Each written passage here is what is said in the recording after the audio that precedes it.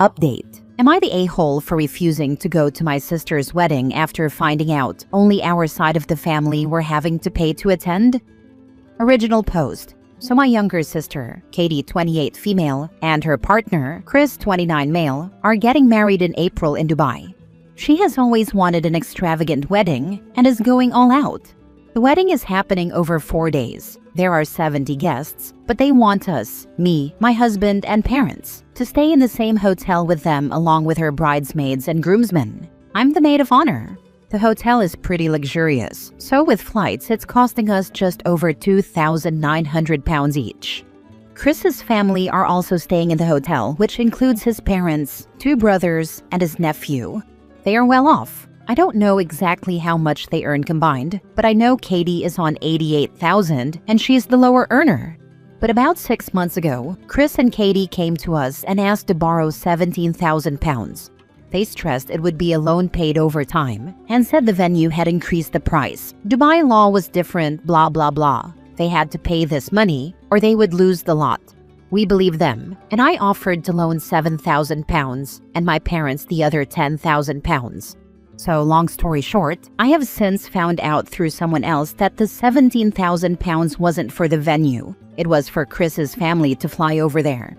They saw how much it was going to be, didn't want to pay, and refused to go. I asked Katie and she confirmed it. So my first question was, if they were paying for his parents, why not pay for ours? I would never expect them to pay for me. Even if we couldn't afford it, I'd have wished them well and stayed at home. And her answer was, because they can afford it. She got very defensive and said this was the fairest way she could think of doing it. It's hard enough planning a wedding, etc. But when I asked if you genuinely thought this was the fairest way to do it, why did you lie about what the £17,000 was for and say it was a venue issue? She couldn't answer. My parents are aware and are very disappointed they lied, but have said they're still attending. But I have backed out. To me, it feels like my parents are being taken advantage of. And if they couldn't afford to pay for both sets of parents, his brothers and nephew, then they should have just paid for the 4 parents or no one at all. And they especially shouldn't have lied about it. Katie and Chris keep calling and asking me to attend, saying I'm making them feel bad and ruining their day.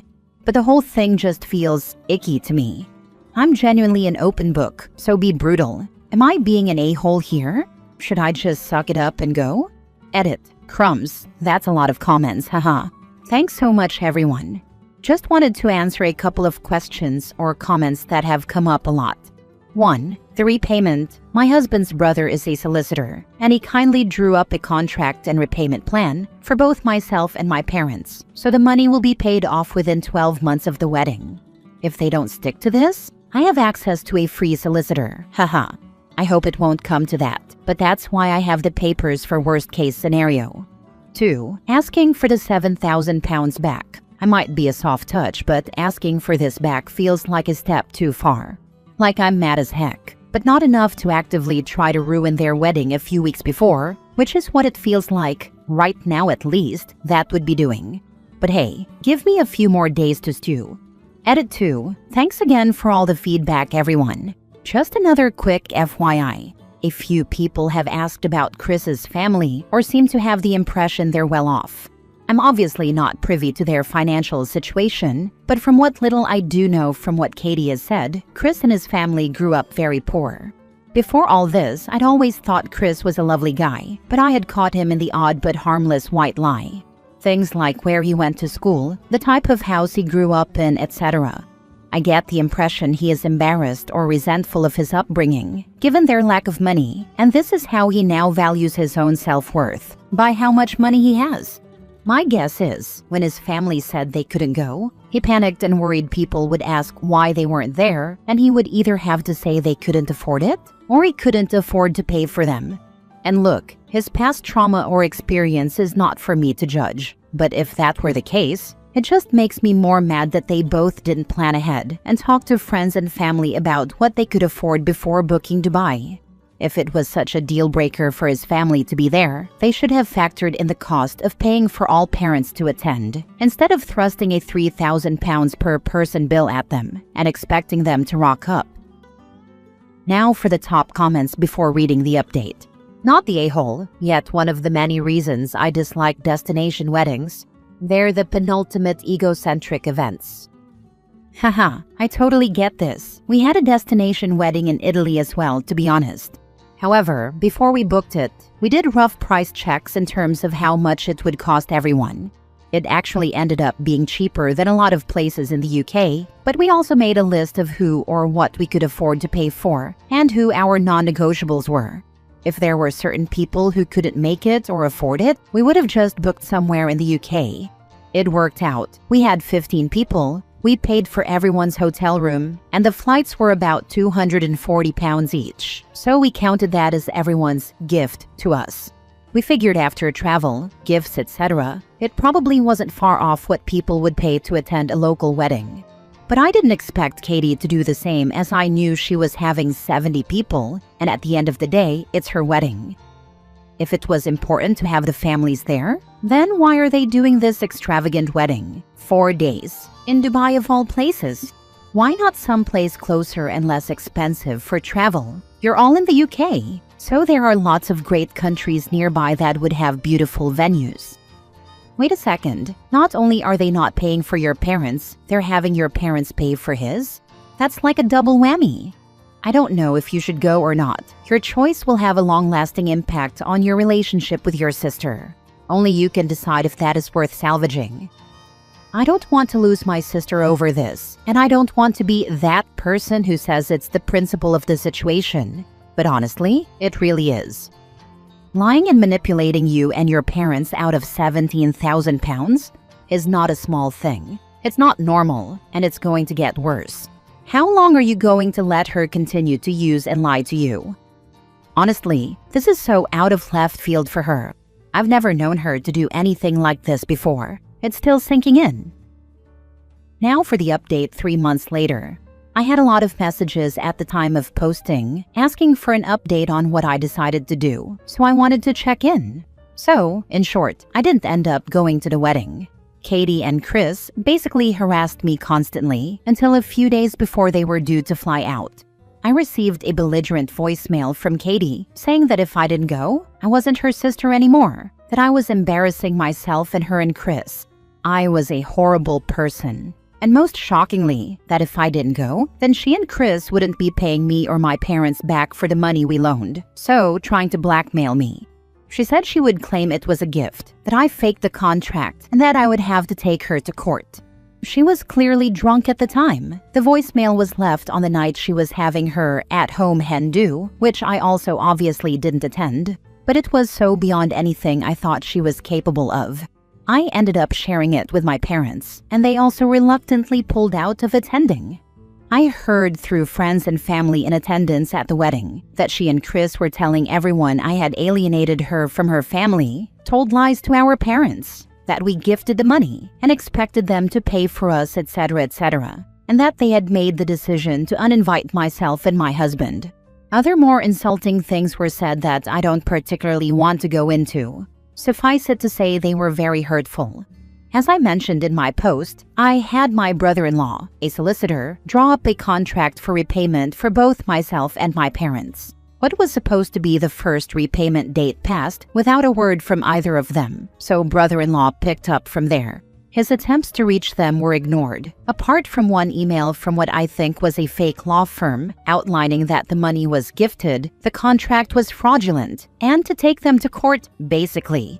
In response to that, brother-in-law sent a copy of the voicemail Katie left and a final demand outlining that the payment plan was now null and void, and we wanted the money in full within 30 days, or we would indeed be going to court.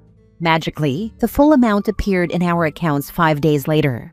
Again, I've heard through the grapevine since the wedding that they've been telling anyone who would listen that we asked for our gift back out of the blue and disowned them, and how much of a difficult financial position they are in because of this. So that's that. I can't see myself having a relationship with her after this, which is devastating, but at the same time, I truly believe now, after everything, that that isn't my fault. Thanks again to everyone who gave advice. I hope this update is enough for everyone who asked for one. I'm a petty person. I would upload her message to all social media sites and tag her in them so people can hear, in her own words, how she was going to lie about all of that.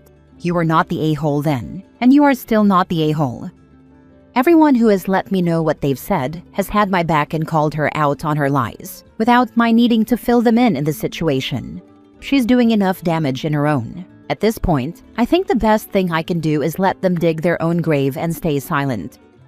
Nice. When they go low, you go high. They're only embarrassing themselves. Shame it had to go this way. I'm actually super impressed she took the high road honestly, because if they go low, I'm going to hell.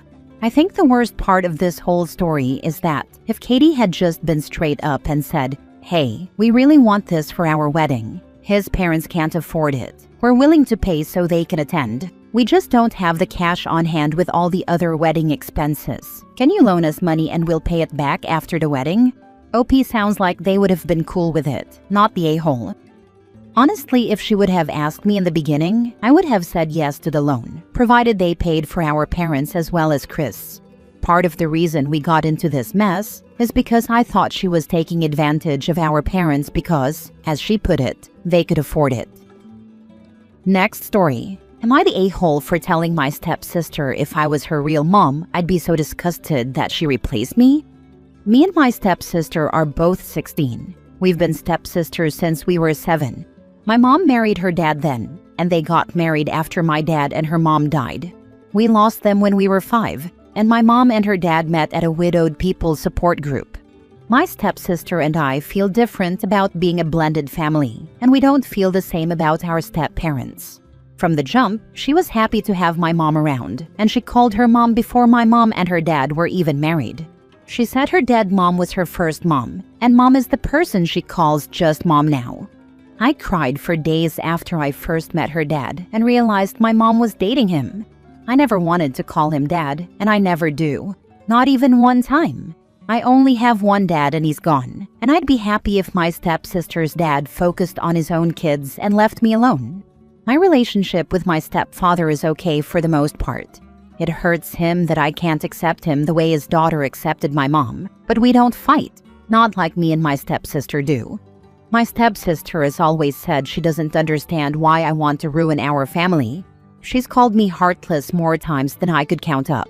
When we were 13, she was grounded for a month for telling me that if I was so dead inside that I couldn't love our family, then I should just go be with my dad. She said it to me again last year. I didn't tell my mom about it or my stepfather. I didn't see the point. I've been mean or rude right back. Sometimes I've even said stuff without her bothering me. There were times she wanted to bond as sisters, and I told her I didn't want her or like her, and to go away. I've called her annoying and I said she sucks the fun out of stuff. She does that to me sometimes, mostly when I'm having fun with friends. She'll get mad that I'm being happy and tell me it's sick that I can be happier with friends than with our family. Or if she sees me hugging or being close with my friends, she'll tell me I never hug her or her dad, and she'll complain about it and call me names. I hate it when she does that. I know she's jealous because she knows I don't love her.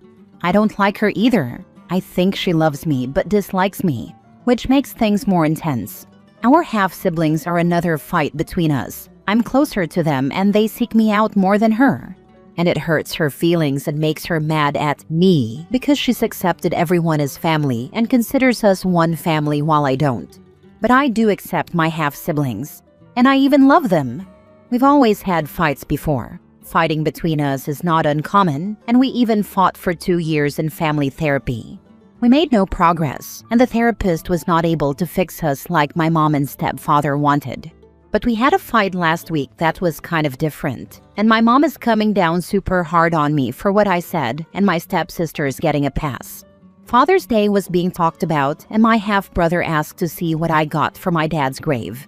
My stepsister lost her mind and started yelling at me about how I don't appreciate her dad like that, and how I let mom get something from me to him. How I didn't even want her dad to get something from me on Father's Day, and I'd only make a kind of effort on Step Family Day, which is a US thing that isn't that well known about. She told me that my dad would be so disappointed and ashamed of me treating my real dad like that, and Dad would know that he wasn't around to be my real dad, and her dad had more than earned that title or place. Then she told me that if there was an afterlife, that I'd never see my dad again, and that I'd end up alone because I deserved to be. I didn't hold back. I told her to go get lost, and then I told her if I was her real mom, I'd be disgusted that she replaced me, and I'd make sure she never got the peace of mind of knowing I was okay with it. I told her she had no loyalty to her real mom, and I thought it was sick, and that she saw people as easily replaced, and at least I give a crap about my real family. My stepsister left the kitchen, which is where the fight happened. She went up to her room and she cried, and she's still upset. She withdrew and was different all week. Even teachers noticed. My mom told me I had no reason to be so cruel, and how could I go so low in that fight? I argued that she was the one who went that far first. Mom told me what I said was worse and so unfair. When my stepsister was a good enough kid to love and accept and open her heart to everyone, which made me and Mom fight because I told her she didn't have to keep me here if she felt I was that bad. That only made my mom angrier. Am I the a-hole? The underlying issue is that your stepsister expected and still expects you to want what she wants. She wants a blended family where she accepts your mom as her new mom and you to accept her dad as your new dad. Your relationship with your stepsister is not going to improve until she accepts and respects your views on blended family. That is, her dad is stepdad and your dad remains dad. You accept your half-siblings very likely because they do not have the same expectations of you as your stepsister.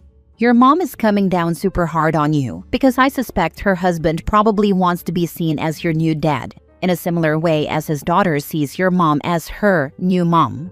What your stepsister said was very hurtful. I am not surprised you responded. What I see as sad, though, is that your stepsister is very likely parroting the wishes of her father. She was 7 when her father married your mom, and she would have no idea what a blended family would look like, other than what she was told. He should have put a stop to this a long time ago. Not the a-hole. Both parents should have.